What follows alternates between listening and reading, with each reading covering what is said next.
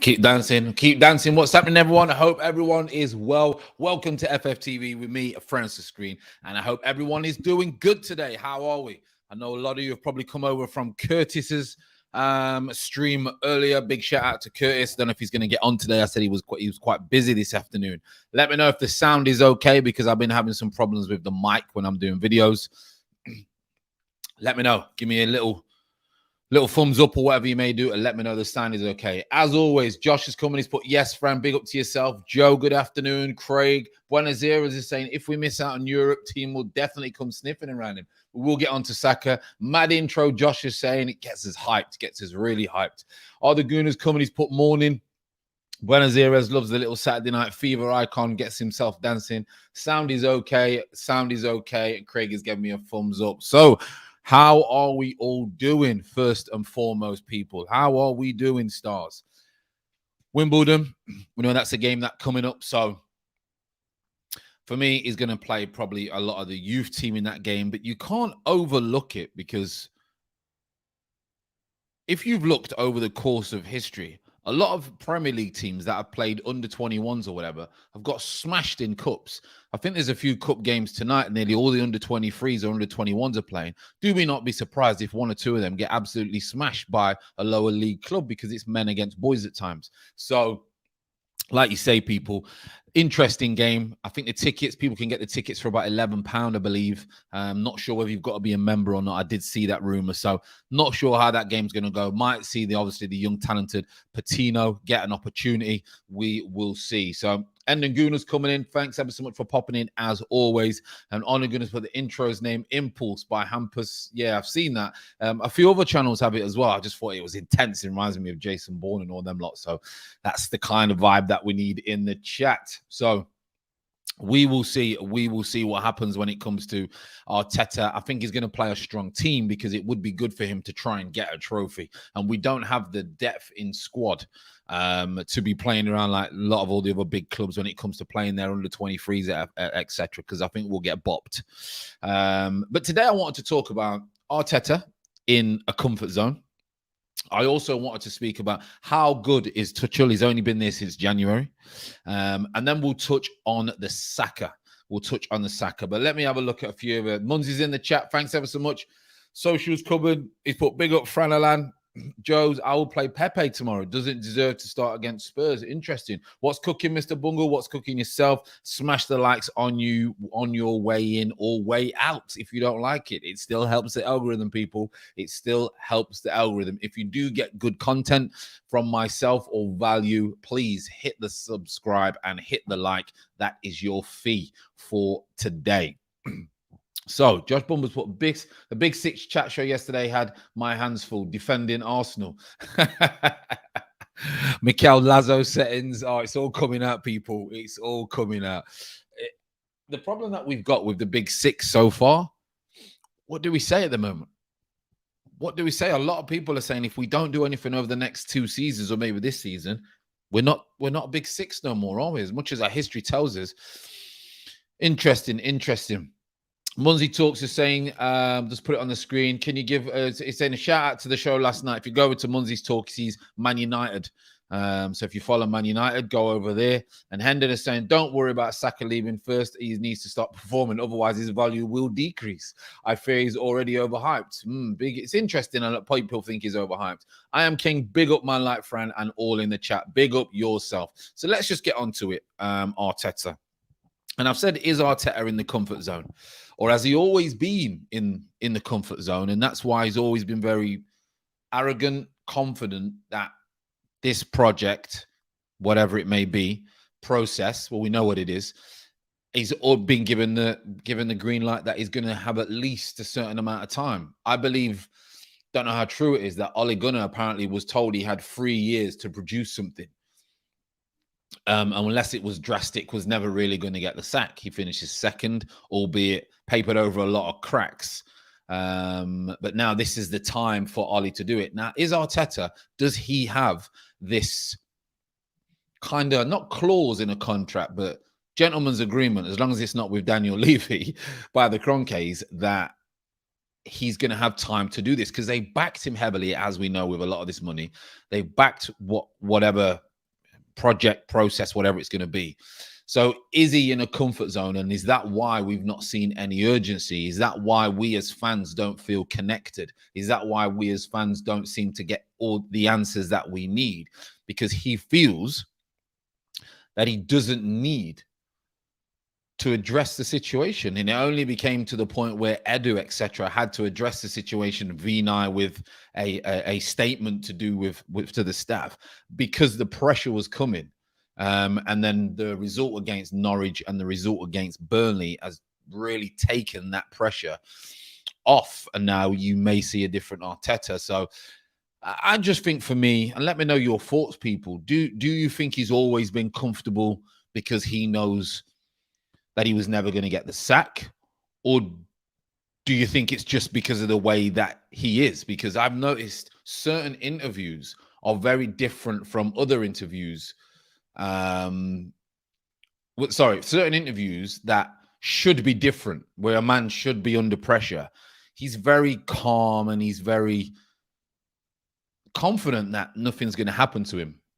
And I'm not sure whether he's in a comfort zone, whether that's a good thing or a bad thing.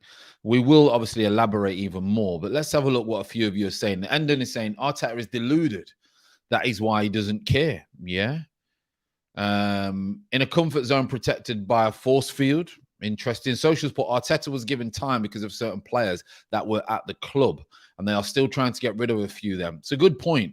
It's a good point that his argument was probably always to do with, well, these are not my players. This is not my philosophy that I want to implement. These players don't fit into the philosophy that I want to implement. Interestingly enough, I was watching the press conference earlier, and it was another YouTube channel that kind of put it on after, because I was out of the house.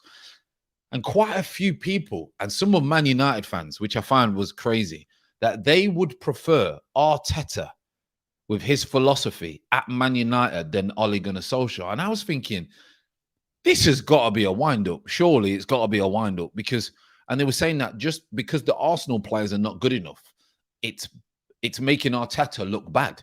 So they were kind of like sticking up for Arteta, that our squad is that bad, that Arteta has the right way of managing, but our squad is not allowing him to do that. And I get that point to a certain degree, but come on, it's not just because his philosophy is good and the players are not good, is it? There's more to it than that. So it's got to be a wind-up. It's got to be a wind-up.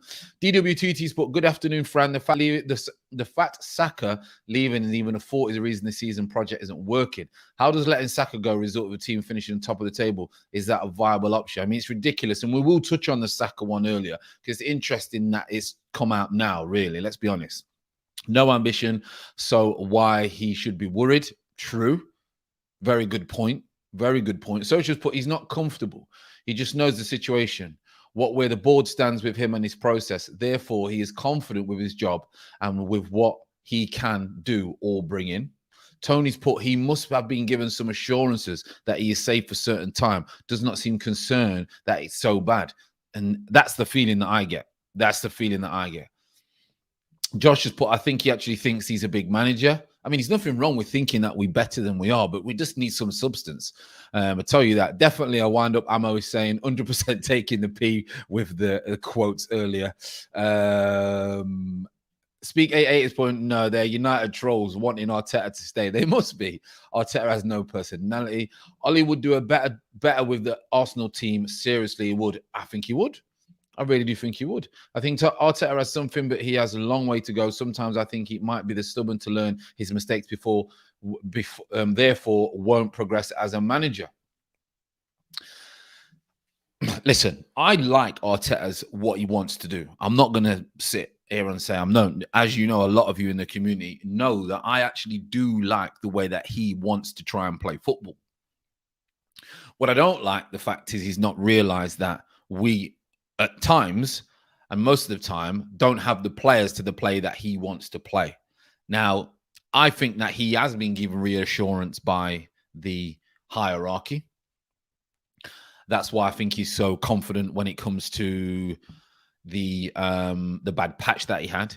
And he always seems to have reassurance that the bad patch can run a certain amount of time, and then you have a run of results what kind of gets you out of trouble. There's always managers like that. that kind of get themselves out of trouble because they had their good run of results. Now, like I say, he's here. Me and Curtis have spoke about it a lot. He's not going nowhere, and I think that's why the Arteta route and the sacking and the clown and all those kind of things have really, really died down, because a lot of people have come to realize that he's going to be the head of this process, this project, and there's nothing that anyone can do about that.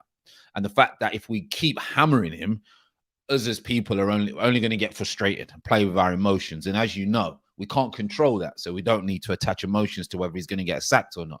I just was thinking about this last night. I was thinking, what can I speak about today that maybe other people are not speaking about? And I just thought, is he in a comfort zone that regardless of what goes on, he knows that he is going to be in this job for at least another 12 months or for at least another 18, 24 months, as long as we're not rock bottom where the pressure was coming, because even then there wasn't serious pressure for the first 3 or 4 games of the season. And he's going to progress. He's going to get better. The team's going to get better. They're going to gel together. They're going to get telepathy. They're going to get some fans on their sides. And I get that. And why not? Why not? We want them to do well. We want them to do well. I just believe even if it goes bad, with there not being a lot of managers around, he is definitely 100% in the comfort zone. And it will be interesting to see how he goes. And like you say, you know, BX Gunner 81, he's saying, thanks for the comment. He's saying, after Tottenham, the road's really bumpy. We will see what direction this project is going in real soon. Basically, you know, very, very soon, we will start to see where we are going. And it's interesting that you say that, because we're expected to beat Norwich. We're expected to beat Burnley. Okay. Weren't convincing, but at the end of the day, we got the job done. So we can only back the manager for getting the job done. But Spurs don't look great. Let's be honest. They've got a player who they've kept against their will, who does not want to be there. Knowing how lucky he'll turn up and score against us. But, you know, it always seems to happen. But in the long run, Spurs are not going to be great, I don't think, unless they sort something out behind the scenes. But if we lose that game, and then, like you say, we go on this run of facing teams where we don't... Listen, we're not expected to beat the top teams, okay? But we can at least put a fight in. We can at least be resolute. We can at least show energy. And like I said yesterday, if you want to know why I bang the energy drum, go and listen to Tuchel's interview, post-match interview after the game the other day, and it was just about energy, enthusiasm, willingness to be a footballer. I want to see that from our team, and if I see that from our team in games that we lose, then you know what? There's not much more I can say. Okay, there's not much more I can say. I can see that the players are playing for him. I can see that the players want to be at this club, and at the end of the day, sometimes on that day you are just not good enough. So it's interesting when you say about the run of games that we've got. Realer Than Most has put, from time that he has direct contact with Josh Kroenke, he is very safe. I honestly believe he is a man safer than Edu, as Edu has some precious history. And that's what it feels like. Smash the likes, people. Smash the likes. Endon is saying, sorry, Fran, results will dictate on whether he is sacked or stays, irrespective of any assurances. And you know what? 99.9% of the time, I fully agree with that. But I don't know what it is with Arteta. I don't know what it is in this Kroenke. And I think, like I say, if the results were shocking, he would be gone. For example, if we would have lost at Burnley, Norwich and Burnley, I seriously think that this week he would have, if not got the chopped, there would have been crisis meetings and he probably would have been gone. Because if we're not going to beat Burnley and we're not going to beat Norwich, then we're struggling. We are struggling.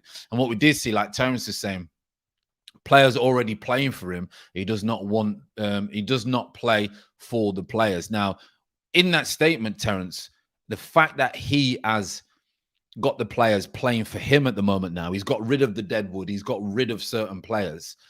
He just wants a squad what are going to play for him. And I think that's the only way this is going to work. And I just think, thinking about what's been going on recently, no targets from Edu. No pressure really when the pressure seems to be ridiculously high. It all just falls into place to me that he's going to have a lot longer than we thought. And if he gets results, you know what? Fair play to him. Fair play to him. Jack, as always, massive support to you and yourself. Thanks ever so much to you and your family. Make sure you get blessings and continue this great journey. And as always, your super chats, unbelievable. Nearly every day, I think you put a super chat in. So unbelievable. Jack has put afternoon, Fran, and the chat. Hope everyone's doing well. Looking forward to watching your latest Green Mind video later as well. That's a good thing as well, because we've got 2 channels now. So the other one was just, I put a video up yesterday. I actually filmed a video. The mic wasn't working. Didn't know until the video ended, and that was on what did the first video was on? That was on challenges, because my children and myself have had some challenges last week, and it didn't record properly. It didn't sound mic. So I thought, oh my Lord, this was like 12 o'clock the other night. So I said, you know what? I've got to get something out, because people will be waiting just for something that will help them this week. So I literally scrapped it and just did something on toxic people, because we all seem to have toxic people, you know, in our life, and ways that I deal with it to get rid of them or to use it, you know. So again, Jack, really do appreciate it. And honestly, I love the fact that you check out Green Mind as well. Really, really does help. God bless you. Listen to his pressers. Does that sound like a man who's in danger? No way. I think he's planning his holiday next summer. I mean, I think he's hoping for the COVID to be completely gone so he can go and put his feet up somewhere with those palm trees. You know, so he's definitely not under pressure now. Those 2 games of, you know, you always get those managers that gave him a breather. And you know what? I don't want to come on here and say that I want him to get the sack. I'm not saying that. I'm saying, shall we have a question of what do we think is going on behind the scenes? Is he comfortable? Is he even more comfortable now, which I must state in the obvious by saying that, than he was probably 2-3 weeks ago? He is, isn't he? Because the fact that he said, what did he say? He said, it was the 10 best days of his career and all these kind of things. Is he under pressure? Is it, at the end of the day, right? He's under pressure to win nearly every game for Arsenal. Okay, of course. I'm not sure he takes that pressure on. But London Derby can go anyway. If we don't win the London Derby, people are going to go back for me to 3 weeks ago and say, well, wait there, we're supposed to beat Burnley. We're supposed to beat Norwich. There was no fight, no urgency. Spurs are not great. Why have we not beaten Spurs? We should be beating Spurs the way Spurs have started the season. Now, some would say, yeah, but Fran, they've won 3 and lost 2. Yeah, but the first 3 games, they didn't really do much to win the 3. And the other 2 games, they were outplayed off the park. Chelsea did not have to get out of first gear, and we'll get on to Chelsea and Tuchel. Yeah, Chelsea did not get out of first gear, did they? They really, really didn't. Arteta and Adu taking advantage over clueless owners, 100%. Selling them the project youth that will take time. Enough time for them to learn on this job, which doesn't guarantee success. Doesn't guarantee success. Jack has put, missed a couple of last few streams. Hope all is going well. Listen, like I say, your support is absolutely magnificent. Hope everything is okay your side and you've not missed the streams for any personal reasons. But I hope everything is great. Listen, us in the community and over here, we are daily, you know, we're daily on this journey, and yeah, we're blessed. Jameson's put, we can't afford to lose against Spurs. Let at least it's gone off my screen. Sorry, Jameson. Let at least win our next 3 games. I mean, we should be. He said he can't see the light. He can see the light. I mean, he can see the light. I think he was supposed to say, you know, when we say, listen, you have to see the light at the end of the tunnel, and he didn't elaborate on, he can just see the light. You know, a bit like Buzz Lightyear when he just flies, not Buzz Lightyear, Bug's Life, when that little bug just flies to the light and then zzz, gets done, you know, crazy. If we can beat Spurs, if we just make the last 2 wins meaningless, in my opinion, 100%. The other wins for me were just, we had to win them. The minimal target should be at least finish higher than last season. Exactly. You know, he said, what's your target? Finish higher than last season. Then that's the worst case scenario of progression. Finish 1 place higher than last year. Spurs will beat you. They're better than Arsenal. And you know what? 6-pack of beer. Thanks for coming in. Really do appreciate it. Great support. Welcome to the community. I would not be surprised. I would not be surprised, because, you know, it's okay playing well against Norwich. It's okay playing well against Burnley. Spurs will be wanting to show that the disappointing performance against Chelsea cannot happen again. They've got an issue because they've kept a player who doesn't want to be there, and he's probably the most influential player in the dressing room. they got a big problem. And I actually feel sorry for the manager, because the manager has probably never experienced this before. Because I actually like the manager. I think he's a good coach, but he's in a situation now where he may not want to pick Harry Kane, because Harry Kane is not bringing enough to the team. But then on the flip side, they'll be asking questions, why is he not picking Harry Kane? So I actually feel sorry for the manager. I got to be honest. So we will see. But thanks for the comment, Six Pack of Beer. I really do. Speak 888's put, but I haven't seen Spurs win at the Emirates for years. That's another thing. History, history is always there to be broken. However, history is on our side. A lot of comments today. Absolutely love it. Curb Glasses put, Fran, do you think the views are different according to whether you actually go to the games or not? It's interesting that you say that. Now, when you don't go to the games, okay, you can watch it. You can watch it as in you don't get distracted a lot. You can watch it. However, when you're not at the game, when the camera is only on half of the pitch, you can't see whether players are making runs. You can't see what type of runs players are making. You can't see actually how hard they're working, because when you're watching it on TV, you tend to just follow the ball. Whereas when you're at the game, a lot of the time you may look at a player on a player cam style, So I do believe there's a big difference when it comes to watching games on TV or at the game. You do get distracted at the game, and you can concentrate more at home, but you do see more when you're at the game. The best way to view a game is as high as you can, bird's eye view. That's the best way. That's why most people, when they do training sessions now, they film it from a bird's eye view. A lot of the Premier League's academies, so they can see where people are moving and where not. Like the old Football Manager and all that. So, but there is a big difference. There is a big difference. Like you say, the derby is very unique. Ryan has put, hopefully this will kickstart our season and let's get behind the team to beat Spurs on Sunday. I mean, come on. If we beat Spurs on Sunday, everyone's forgetting about the first 3 games.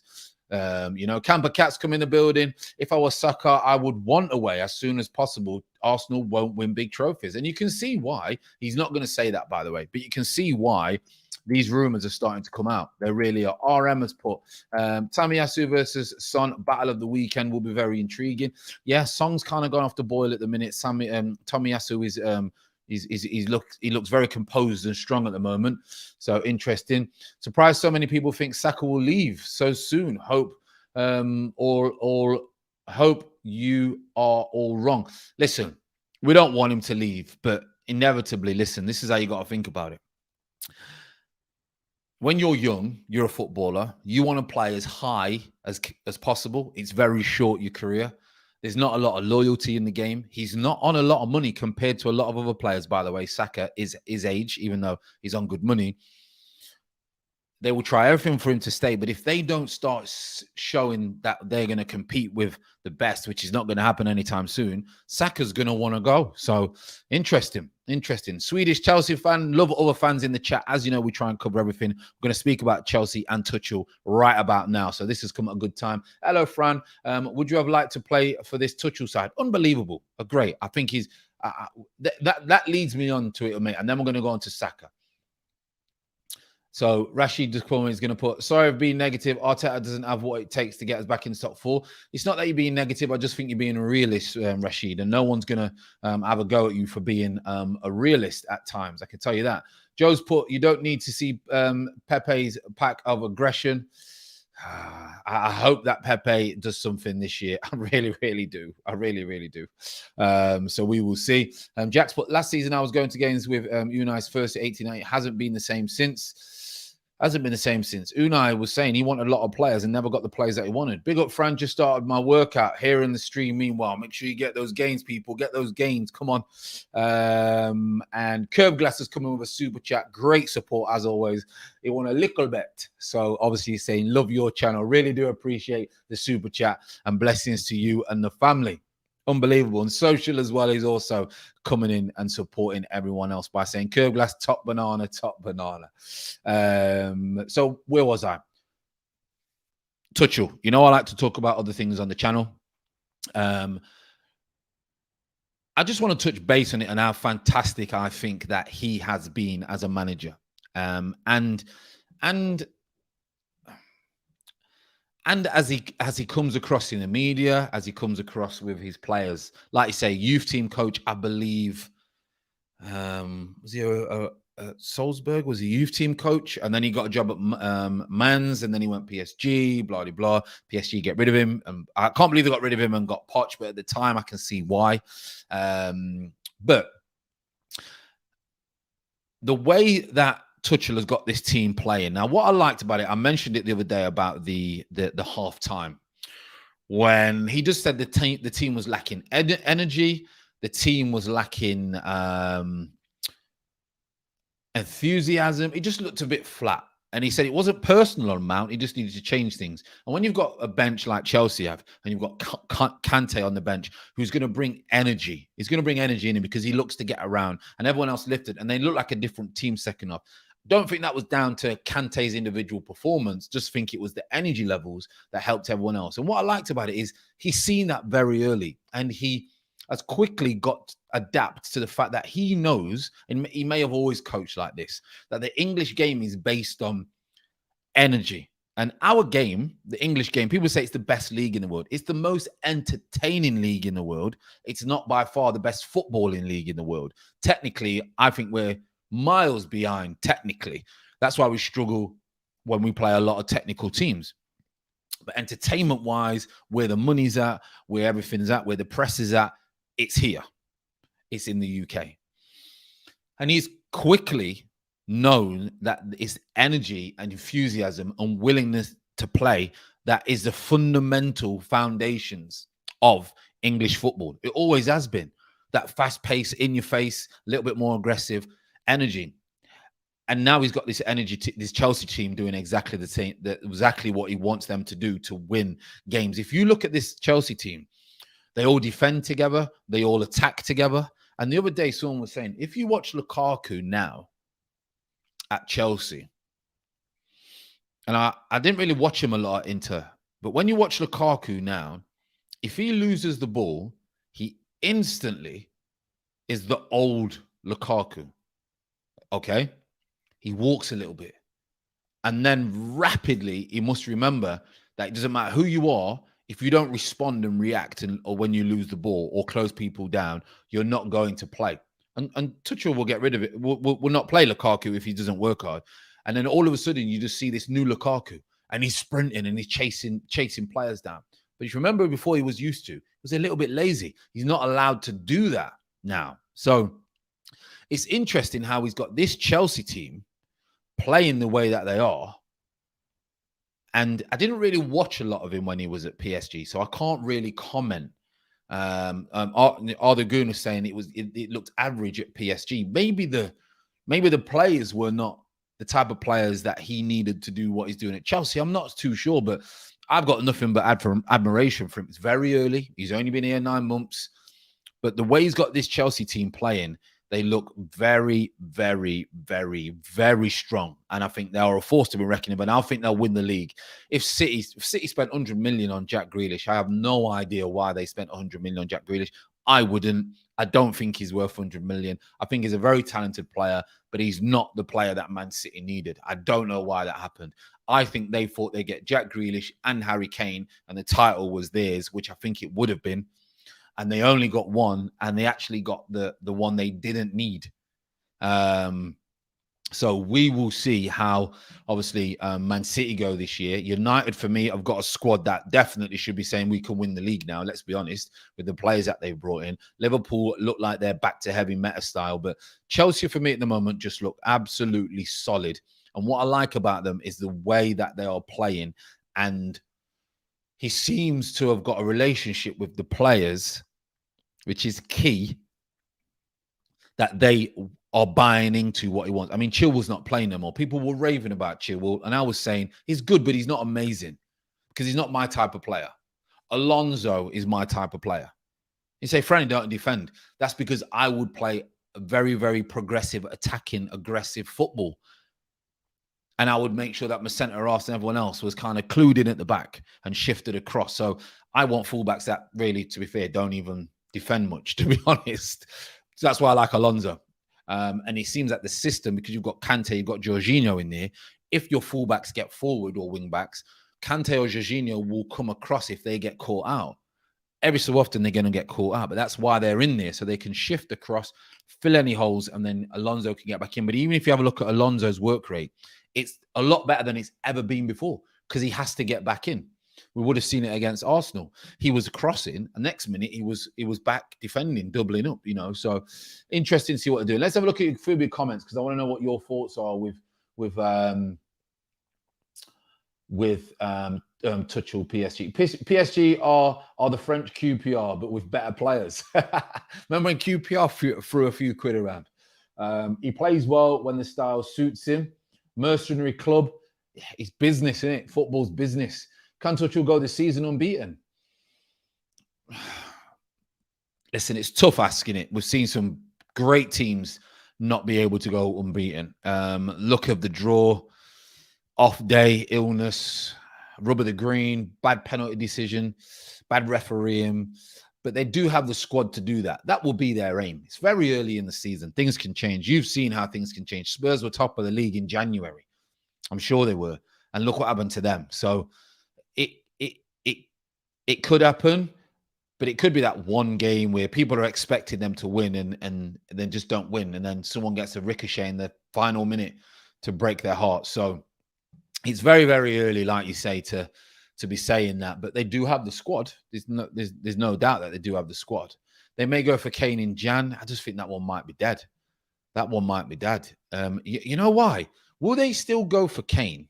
Because football is very quick. Will they still go for Kane if Kane basically don't get out of first gear until January? Because then Daniel Levy is going to be even more vexed with Harry Kane. You say, well, no, I'm not going to let you go now because you've basically just been going through the motions and mugging me off. Be interesting. I think they need to put their attentions to someone else. Chelsea got cover if they get injured. Yeah, they've got a very, very good squad. If Chelsea go unbeaten, some Arsenal fans will go crazy. They will no longer have their biggest excuse. Can you imagine? That'd be it. Be all over. Wouldn't be able to say anything ever again. Swedish Chelsea fan has put, I like Alonso. I'm just scared when pacey players go at him. And that's the thing. He's not the best defender. He's not actually shocking, but he's not the best defender. But I think Chelsea have so many players and so many people that work hard in the squad. It kind of nullifies and helps them out, doubling up. Mr. Bungles put, hit the likes, people. Really appreciate it. 54 in the chat today. Absolutely unbelievable, people. I know the numbers sound minuscule to what Curtis gets when it's 1,500, but we're on this journey, people. We are on this journey. Josh has put, no, Chelsea will lose one game. Daz is saying too early. Big up, another Chelsea fan from Australia. We've got a few Chelsea fans in here as well. I know we've got some Spurs fans. Don't really like it. They don't. We've got some Villa fans. We've got some Leicester fans. Got Man United fans, Liverpool. We'll welcome everyone because, like you say, even though a lot of the content is Arsenal, I do like to speak about everything else in football because, as you know, I love the game. Ashley Cole is probably the only fullback who's got defensively, and Ashley Cole is the best left back that I've seen in the English game by a mile. Even sometimes at World Football, to be honest, so good. We only have one Invisibles. No, well, the Chelsea Invincible. Sorry, no, but Chelsea won't go the whole season unbeaten. Interesting. Are the Gooners put? No, I don't think they go unbeaten, but are capable of that. They're definitely capable of that. You're definitely capable. Tuchel bringing back Rudiger into the team, just one of those many good decisions he has made. Unbelievable. Unbelievable. Evening, Yusuf. Hope you are well. Thanks for coming in. We are growing, Gooner. We are growing. That's the whole point. Compound effect. Ashley Cole had Ronaldo in his pocket. Yeah, Ronaldo, I think he said he was the hardest opponent he'd ever played against. The odd time he beat him, but overall never really got any pocket change out of Ashley Cole. Ashley Cole he was quick. He was strong. He liked to tackle. He could get up and down. He was the perfect fullback. Could score a goal as well sometimes. He was the perfect fullback. And Christensen has signed a new 4-year contract, according to reports. Do you rate him, Fran? He is a changed player since Tuchel. I remember when he first came on the scene when he was a kid. I think I may have played him in a game. Did I play him in my own game? I can't remember. Maybe in a friendly or something. He definitely weren't around when we played him at Stamford Bridge in the FA Cup. I don't even think he was born then.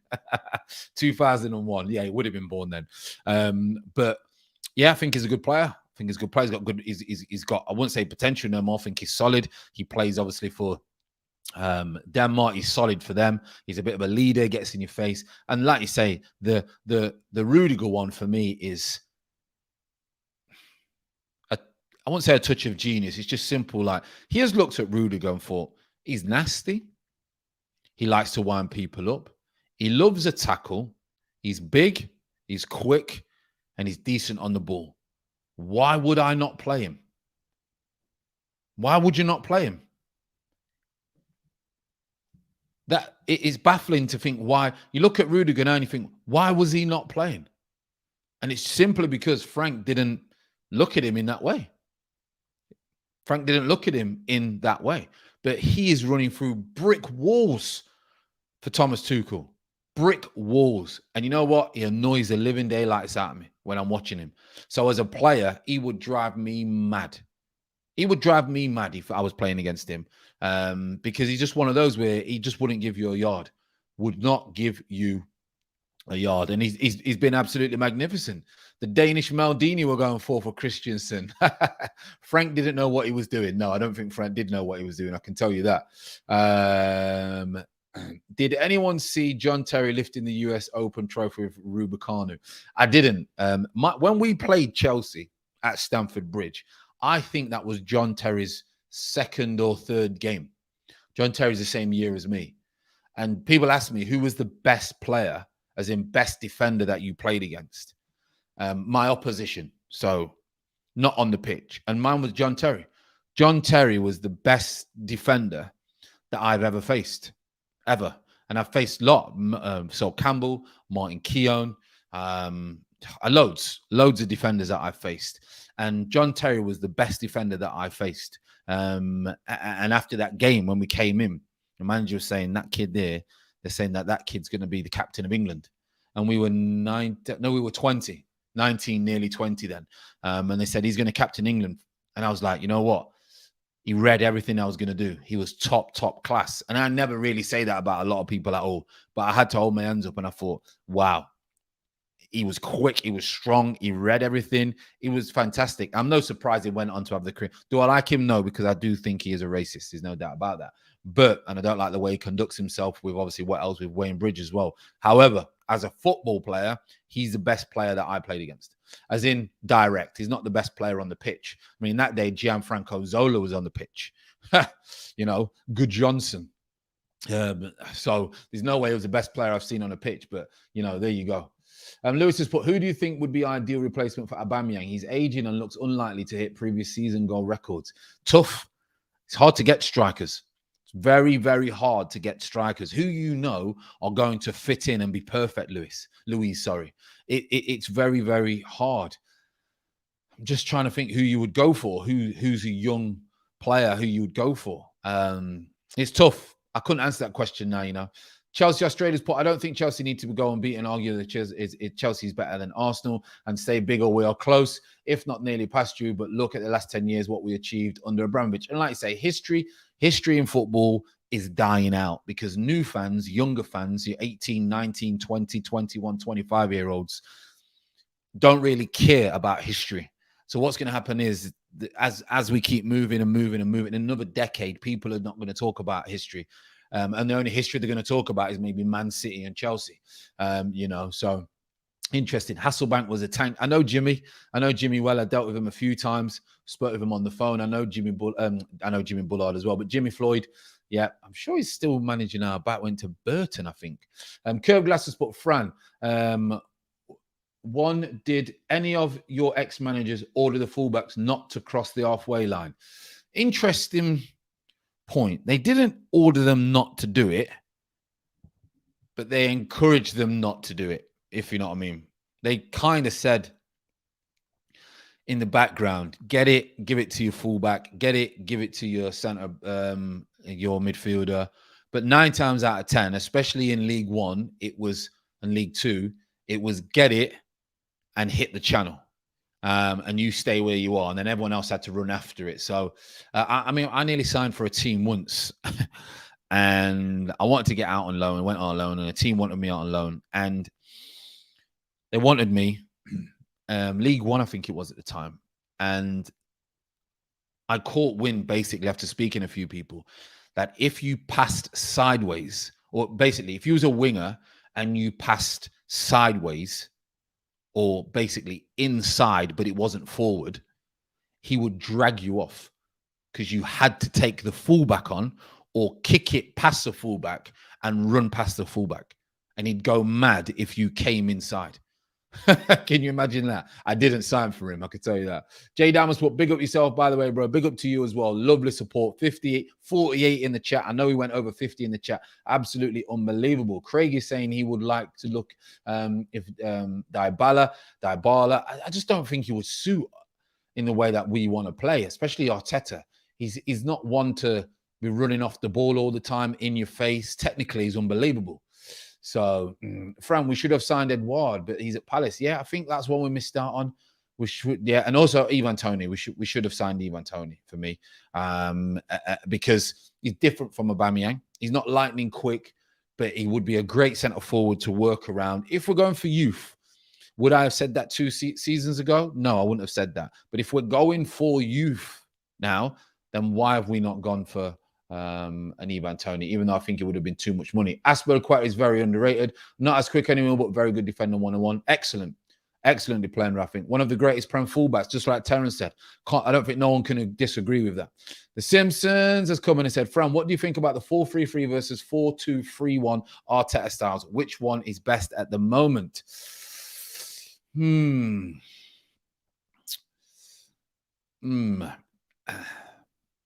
Thinking about it now, 4-2-3-1. Correct me if I'm wrong. Have we probably looked better playing that than the 4-3-3? I'm not 100% sure. I think, listen, both formations can kind of be the same in a way. But if you're going to play deliberately, they're 2 in front of the back 4. I think he does that for reassurance. So I think the 4-2-3-1 works better for Arteta. I would prefer the 4-3-3, but I think that's what he goes for. When is the manager's R8 giveaway? Yeah, can you imagine? Chelsea Australia's put, but like you said, if you want a history channel on football, well, Arsenal, Man United, Liverpool would be a great history talk, but look at Liverpool, took them 30 years to win the Premier League. Yeah, I try not to go too much on history, because it's kind of like the old ex-girlfriend you never wanted to leave. You keep going over it. Do you know what I mean? You don't want that. So I try not to talk a lot about Arsenal did this and and Man United did this. We can reference, of course we can reference, but to keep going on about it, it kind of like, come on now, we need to move on. We don't want to live in the past, We don't want to live in the past. So let's then move on to, because we're going 43 minutes. I mean, I could chat all day to you lot, people. Honestly, I could chat all day. Our community is absolutely magnificent. Let me have a drink of water. I could chat all day with you lot. I think we need a night show as well. Can you imagine? Midnight mayhem, whispering settings. Saka. Right, let's go on. Let me have a look now. Let's get rid of the old little screen that we've got going around. Let's get rid of that. And then let's add some flavor in the mix, some sauce. Here we are. Right then, people. I've flashed over this. I think Curtis spoke about it earlier because I came into Curtis's chat and he was saying obviously about this. So Juventus and Atletico Madrid are interested in signing Arsenal winger Saka. Bukayo Saka, but the Gunners reportedly won't let him go for less than 43 million. Now you see this here. I think that is an absolute bargain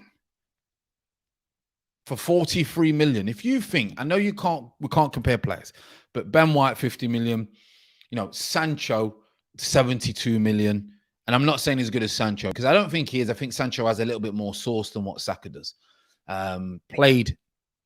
I wouldn't say he's played more football because he probably hasn't, but for some reason, there's just something about it. But I think that can't be right for 43 million, can it? But then you've got to look at it like, if he comes from abroad, we're talking, people would be saying 80, 90, 100 million, wouldn't they? I think because he's come through the youth system, they're not going to get no more than 50, 55 million for him if he continues good form. And they say they won't sell him. I don't know how long. I'm looking at some of the comments. Saka, we sure signed Saka to a new 5-year. Yeah, I don't know how long he's got left on that deal. But when these rumors come out, yeah, these are agents. These will be his agent, okay? It also says, the 20-year-old impressed for England in the summer, the 3 lines, blah, blah, blah. His form at the tournament didn't go unnoticed, and Peninsula as CHELSEANEWS, I think that's how you pronounce it, reports that Juve are weighing up a move for the forward. I did hear that the Juve really want him, even though they've started off shocking. I think Juve have not won in 6, I believe, something like that. Shambolic at the moment. No wonder Ronaldo wanted to jump ship on that one, Jack Sparrow settings. But Madrid, Atletico are not massively strong. It's definitely just his agent. Now, his agent will be going to work now. Saka, not happy. The way that he's playing at the moment is probably not happy with. I'm not going to say he's not happy at Arsenal because that's wrong for me to say, but the way that he's playing, probably not happy. Doubt he would want to go to abroad, but a lot more English players now are advised to go abroad because it's very different for them. If my son played football, I would say go abroad first and then come back and see what happens, or go abroad if someone wants to. Look at Tammy Abrams. Really didn't want to go. Absolutely flying. He's quickly forgot about Arsenal now. Jose Mourinho, not surprised, has obviously got Roma smashing, absolutely flying. It also goes on to say, Saka is one of Arsenal's most prized possessions, as we know, but the club's failure to qualify for Europe last season, followed by a difficult start to the new campaign, makes transfer talk inevitable, of course. The Gunners finished a disappointing 8th under Mikel in 2021, but it was a good season for Saka, who scored 7 goals and provided 10 assists in 46 matches in all competitions, earned a spot in Gareth Southgate's squad. Now, this, for me, is not great, is it? It's not unbelievable, isn't it? Yeah, he was probably our best player last year. But when you look at those stats, you think, that's interesting. The amount of problems that he caused, the amount of hype around him, and with those stats, you think more. So he does need to get more goals, but he's still a kid. Well, he's not, actually. He's not a kid. He's playing men's football. He's been playing for a year now. So he's not a kid, but he's still young. Saka has another 3 years left to run on his contract at the Emirates, but Juve and Atletico may well be able to offer him something Arsenal can't by the end of the season. Champions League football. Now, Juve, I don't know how they're going to get Champions League football at the minute. I can tell you that. But it'd be interesting to see what happens. This is inevitable that this is going to come out, people. So don't look too much into it, but it's inevitable that these things are going to come out. Let's have a look at some of your comments about this Saka rumor. Let's get back onto the comments. Let's have a look what a few of you are saying. They won't sell him. 60 million minimum. Are the Gooners saying? Craig is also saying 60 to 70. Chelsea Australia saying, I believe Saka is a great player, but he will never perform to potential under Arteta. True. Terence is also saying Saka A for effort, D for end product. Yeah, if he goes for his end product, he's going to be worth a lot more than that. One thing Sancho has got over him, I believe, is end product. Won't sell him. Josh Bumba's saying, sell Xhaka, give him to Juve. Saka swap deal with Chiesa. I take that all day. Chiesa's different league. What a player, by the way. He reminds me of those old style players when I was a kid, who literally just doesn't stop running, straight down, honest. Nearly knocked myself out with the mic there. Honest. Love Chiesa. Love Chiesa. Saka will go to Dortmund for 40 million, and then Man United sign for. You know what? Kind of things like that. Would you leave Arsenal to go to Dortmund at the level that he's at now? That would be interesting. There's only certain teams he would go to, isn't it, really? It goes on to say, let me have a look what else it says. Have a look. Yeah, let's go for this one. Saka is yet to get off the mark for the season in the Premier League, but scored in a 6-0 League Cup over West Brom last month before scoring one and setting up another in England's Andorra. More and more British talent is heading overseas, as we know, in recent years, and both of the clubs credited with interest in Saka have played a part in that trend. Diego Simeone's side count, obviously, Trippier in their ranks, while former Arsenal Aaron Ramsey is in the Juventus squad. Now, listen, I'm not going to say that he can't go, because if we don't do something this year, then players do need to move on, right? I'm not going to say that he can't go. Is my lighting any good today? Yeah, lighting looks all right. Don't look the greatest on my camera, but I'm not going to say anything, anything more really on the fact that Saka. We'll go for a few of the comments to what else you're saying. You know that saying, when someone is down, they come and kick you, even if you take down. Josh has put, honestly, if we can buy better, why not sell? He has not really lit it up these last few games. I get that. We can't judge him on, like you say, the last few games, Josh. However, was that just a half a season wonder? Because his end product is poor. His end product is poor. But I think we grabbed onto ESR and Saka as a fan base last year because it was so dire and they're the only ones that wanted to run around, and we put too much pressure on them. So we will see. The light is normal. Okay, it just looks a little bit different on my camera. I don't know if it's because the blue, when I change the blue to the red or whatever, or the purple, the lighting looks different at times. But because I have to set it up each day, I don't leave it like this because it drives me crazy with the wires.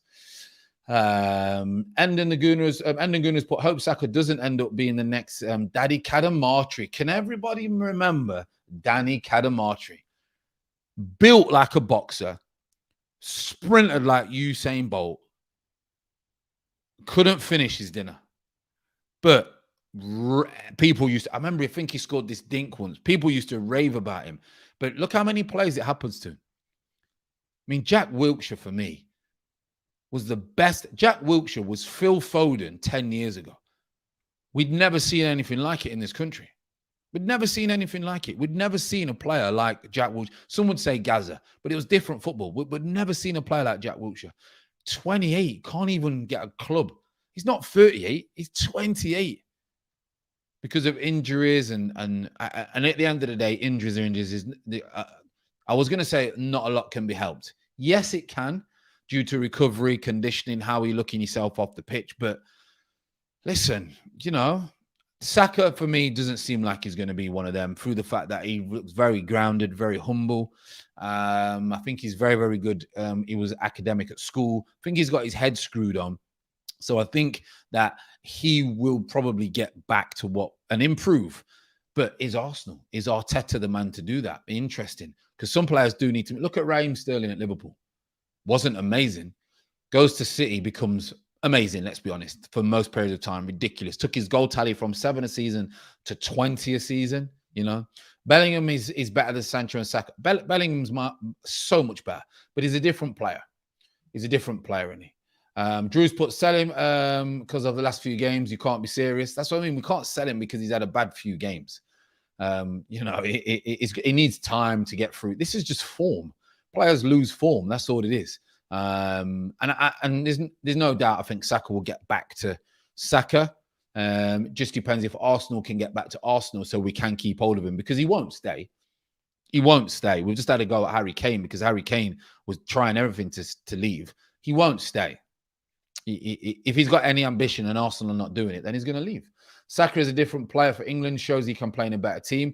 Very, very true. I think he needs to play in a better team at times, but he is where he is at the minute, and he's got to play well in this team like he has done if he wants to progress to any other team. That's a fact, because you can't sit there saying, well, I'll be better in another team if you're not doing it in that team.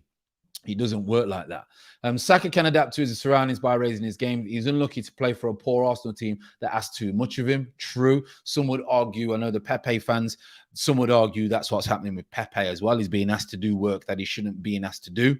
Even though I don't agree with that. I think you should do what you're told to do. However, I do understand that it is affecting their game going forward. Drew's put, can't believe people actually want to sell Saka just because of a few games. How quickly people forget how much of a talent he is. I think if someone was to come in with 100 million, then I'd sell him. I'd sell him. If someone comes in with 100 million, I would sell him, because we're building a project, and you can get 3 other players, and 3 players are always better than 1. Look at what Villa have done. Villa have got 3 players in who are going to contribute a lot more than what Jack Grealish can contribute on his own. But for 50 million, there's no way I'd be selling him. I just wouldn't be selling him at 50 million. But he has come through the youth system. They're not going to get no more than 60 to 70 million max. And that's if he has a good season this year. But he's got 3 years left. So I don't think he's going anywhere yet. But we will see. We will see. But it looks like his agent is at work. Fadi's put Salah will Saka, I imagine, will be Salah will be England manager just like Gareth, and sadly we'll lose on penalties under him in the World Cup final. Listen, the reason we don't win top tournaments is because it runs out of what we're trying to do. It runs out. The defensive, the look, the defensive mindset, the philosophy runs out. It's interesting to see how we do in Qatar when it comes to England. We can't turn down 800. That would be stupid. King Sate Gambian Guna has put, at 20 years old, he should be able to rest more and be benched for 3 or 5 games. Fans are reactionary these days. If we sell Saka and he becomes the next Gnabry, everyone will cry. Well, one thing I'm going to disagree with on, you shouldn't be resting at 20 years old. You shouldn't need a rest at 20 years old. You just shouldn't. So I don't agree with that. What I do agree with, I would rest him for his mental state. Not physically, but for mental state, I said it yesterday, I would pull him to the side. I would say, I'm taking it off. You've been through a traumatic mental challenge that you never thought you would go through in the summer with England, missing the penalty, etc. I'm going to bring you out for a few games. I'm going to take the pressure away from you, take the media away from you. You train every day as normal. Don't worry, I'm not dropping you because I don't rate you. I'm dropping you because I think this is the best thing for you to get back where you need to get to. That's what I would do. Mentally, he needs a rest, maybe. Physically, no chance. He's only 20 years old. You shouldn't be needing a rest at 20 physically, but mentally, King, I definitely think that is one of the issues that we should be doing. Josh has put, it's different with 100 million, but people are talking about 50, 60 million. Ain't worth, I mean, 50, 60 million would be a bargain. I said it, I said to Curtis earlier, would be an absolute bargain if someone gets him for 50 million. It really would. Drew's put, yeah, 100 million would be hard to turn down, but I'm hearing man say 50. Yeah, like you say, 50 is mad, but he's come through the youth, and I don't think you're going to get a lot more for him. Who is better, Saka or Grealish? Different players, but I would want Grealish over Saka, but they're different players. So I think it depends on how you would be as a manager or a coach, but they are different players. If I want to get in behind, I want pace, I want enthusiasm, I'm going to go for Saka. If I want tiki-taka, little triangles, creative, nice, pure football, I'm going for Grealish, and I'm the latter. So I think it depends on your preference of what you like, Simpson. When I was 20, I had 3 girlfriends on the go and was up and down more often than London Bridge. See it there? Yeah, see it there. I won't comment on that. I'm a married man now. Kick Saints, but how many 20-year-olds start almost every game in the Premier League? Even Ronaldo and Foden didn't start so much at that age. I think sitting on the bench sometimes is good for youngsters. I think it's good for mentality, but if you're tired, I don't get it. Even look at the likes of the for example, Ronaldo, Foden, the squads that they're in, they can afford to kind of rest. I think the problem with Arsenal is they don't have the squad to rest players. On the flip side, if they play too much, they can get injuries, etc. They can burn out. So I get your point, but you shouldn't be tired. He may need a rest mentally, but he shouldn't be tired. But I get the fact that you're saying they shouldn't be rotated. I get that. Nayeo's put, hope that's not contributing to his form lately. He hasn't been at his best. He's not that expensive, though. I can't believe they've put 43 million, to be honest. Grealish went for 100 million, though, and he is much better than Saka. Yeah, different type of players, but you would say he's more polished player, definitely. A bit late, but big up, Fran. Big up to yourself, Mishak. Really do appreciate it. Jeremy J is coming. He's put Saka had one good season with numbers.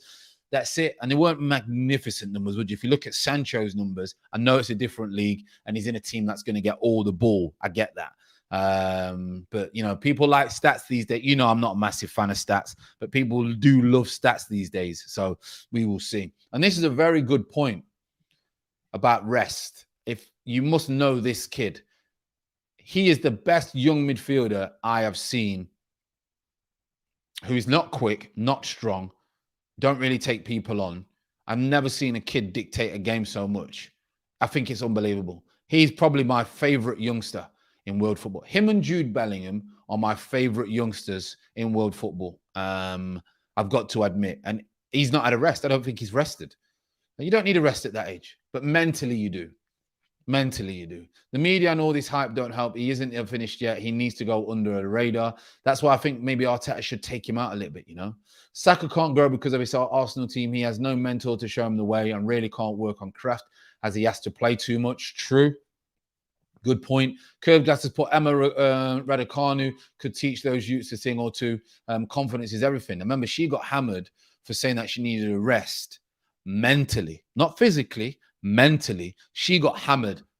Within 2 months, 3 months, she goes and wins the US Open. So mentally is probably more important than physically. In fact, it is more important than physically. Fran and Josh, I don't agree. Saka is better when he is the same age as Green. Well, that's hindsight. We don't know. We don't know that. That's hindsight, you know. So we can only go off what's now. We don't know what's going to happen to Saka by the time he gets to 26. Believe it or not, I've seen 20 kids who are worldy at 26. You don't even talk about him. Jack Wilshere would be one of them. Jack Wilshere was better than Grealish, Saka, Sancho, Bellingham, Pedri put together at 18. Look what happened to him, you know? So that's hindsight. But I get the point that if Saka is still flying and progresses, then there's a chance he's going to be better than Grealish. I don't think he'll ever be a better footballer, but will he be more effective? Yes. But as a footballer, it's wrong for us to say that because Saka's never going to be as comfortable or as good as Jack Grealish on the ball. But he could be more of a threat. I get that point. Brandon's put, stats don't prove nothing, basically. Only as good on your last game. Pedri is the best young player. He's frightening. Michelle has put, can people not understand that Grealish release cost was 100 million? He's not worth 100 million. Yeah.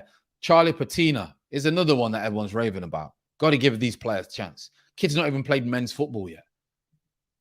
Kids have not even played men's football yet, and we're talking about him already, you know? We got to slow down. Pato at 20. Can you remember Pato? Look what happened to him. Adriano.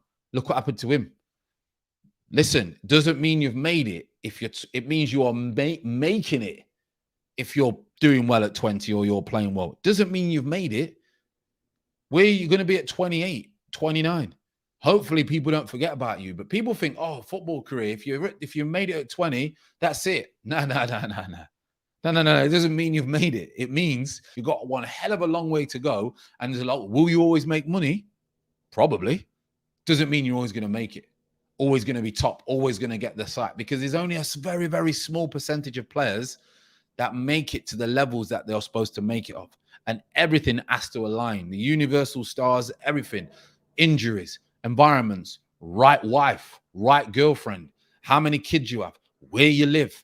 All these things will contribute to your football career. And youngsters don't get that. No one speaks to them about that. No one definitely spoke to me about it. No one speaks to them. It could be a simple thing of what girlfriend, what type of woman you go for. Could actually get in the way of you performing at the level and getting where you need to get to, you know? Kid is 17 playing under 23s. Yeah, but listen, Machine, 23 football is like a kid's party. It's the worst football you'll probably see. 17-year-olds can easily play 23-year-old football because the 23-year-olds, the under 23s, at 23, if you're not playing men's football, you might as well forget it. Might as well forget it. At 21 to 22, if you're not playing men's football, you might as well hang up your boots because you're not going to make it past 25. Most people that play in 23s are 18, 19, 20, 21. And you'll have a Patino who will rip it up in the under 23s. When he comes against a men's team where points are on the board, mortgages need to be paid, 3 points are life and death at times, you see a completely different player. So that's why we have to slow down with these kids. We have to slow down with these kids. Listen, you know, I've worked in the industry for 20 years, being a footballer and being an agent and being a pundit. I've seen it so many times. So many times. In fact, let's put it this way. For every great 17-year-old we see, one that makes it, there's hundreds that don't make it. That's how you got to remember. That's how you got to remember. Lone Patino. He definitely, listen, Patino could come in and he could be outstanding and he doesn't need to go on loan. For example, a Saka didn't need to go on loan. Okay. Most players, though, need to go on loan to get used to playing men's football and understanding what it's like. Do you understand? Some don't. Some just come in and they're fantastic. He may be one of those. He may be. He may come in and he may rip it up. but we've got to be very careful on what we say about these players before they've even played. That's the thing. That's the thing. Well, he made Jones and Henderson sit down. I get you, but mark my words, the boy between is next perfect. Listen, I'm not saying he's not great. Great talent. Very good on the ball. I mean, I could still put Jones and Henderson on their backside now, but the goal that he scored, I've seen that. Fantastic. But Jones and Henderson will be going through the motions. They don't even want to be there. They don't even want to be there. They're not bothered about if Moutinho takes them on. Got to look at how they are 2, 3, 4 years down the line. We'll talk about Saka and we'll talk about this now. We need to know where Saka is at 28. We need to know where Sancho is in another 3 or 4 years. Before we start saying, these players are great. Potentially, Patino, great potential. I love the look of him. My type of footballer. Got to slow down. Got to slow down, we have. Because if you rush him into the first team, like we did Balogun, and realize Balogun is nowhere near ready. Balogun scored a hat-trick in the 23s the other day. Played against Brentford, couldn't trap a bag of cement. It's very, very different football. Very different football. And I suppose you have to be within to see the difference, to understand how different it is. It's just very, very different. But again, love it. J. Emmanuel Thomas. Can anyone remember J. Emmanuel Thomas? What a great name to bring up. He was the best thing since sliced bread in Arsenal kids and under 23s. Went to men's football, bang average. Bang average. We've gone over an hour, people, as always. So we need to be careful. We really, really need to be careful. Bro, your insight's mad. I never even thought about your girlfriend and stuff like that could affect your career. What? Listen, it's one of the biggest things. It's one of the biggest things. Who you date, where you go, how many children you have, what your girlfriend does for a living. Does she want you to be home at a certain time? Is she relaxed? Is she paranoid? Is she giving you dramas? Do her eyes wonder? All these things you've got to take into consideration. You don't know until you're in that relationship, but you quickly got to figure it out. Because if you don't, I'm just going off experience. It brings you down and it gets in the way of your progressing. You're sabotaging your own progress, you know? Right, people. Kingsport, I like the channel, Fran. We may not agree on Saka resting, but you're good behind the camera. Hey, listen, we're not all here to agree. We are here to share our insight, to share our opinions, just like obviously Mashane is saying, to help us so we can help each other. That's what we're about in this community. We're here to have good insight and help each other. And we're not always going to, wouldn't life be so boring if we all agreed? Boy Tendio Dios put Balogun should have been given more minutes last season without the fans in the stadium. Very good point. Very good point. Patino needs time. My bro played with Jay. Yes, how good was he? Darren saying Thomas was a legend in the under 23s. Listen, I've seen so many under 23s. Someone just put something about Ronaldo. Where was that? Fergie got Ronaldo a girlfriend when he landed in Manchester. Listen, why do you think Bex has got kicked out of Man United for Fergie? Because he was a Spice Boy. Fergie said, "No, mate, you've picked the wrong woman. You're a Spice Boy."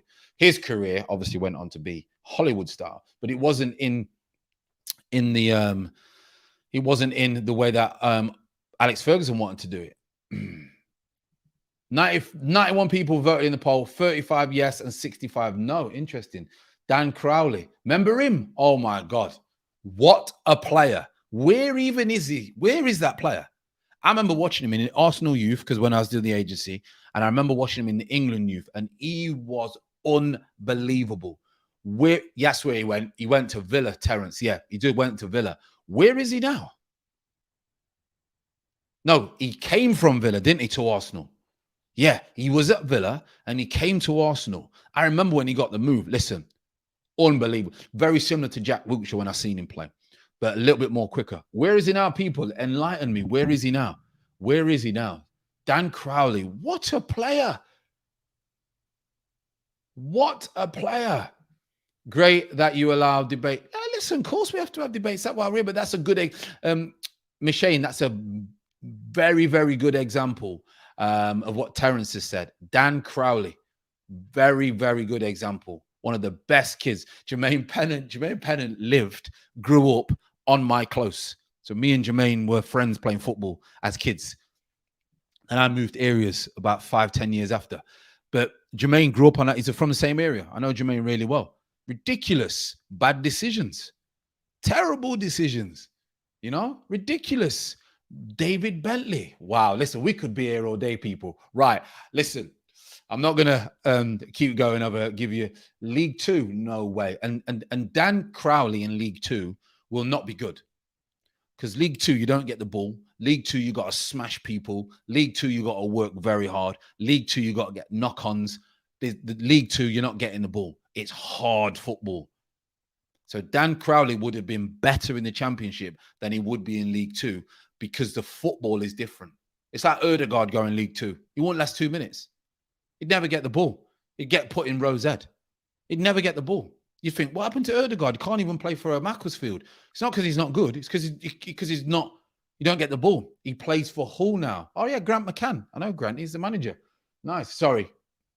Muna, I'm new to this channel. Just subscribed. Yes, Muna, welcome to the FFT community. Love that. Absolutely love that. Right then, people, we're going to history settings with kids who were excellent and never made it. I'm going to love you and I'm going to leave you all. Make sure you have a great evening. Make sure you check out Green Mind video. This week was just about toxic people. May help you if you're going through something at the moment. So make sure you go and check that out. Make sure you hit the like. Make sure you hit the subscribe. And welcome to the community. Thank you, as always, for a magnificent stream. And I will see you all tomorrow. You take care.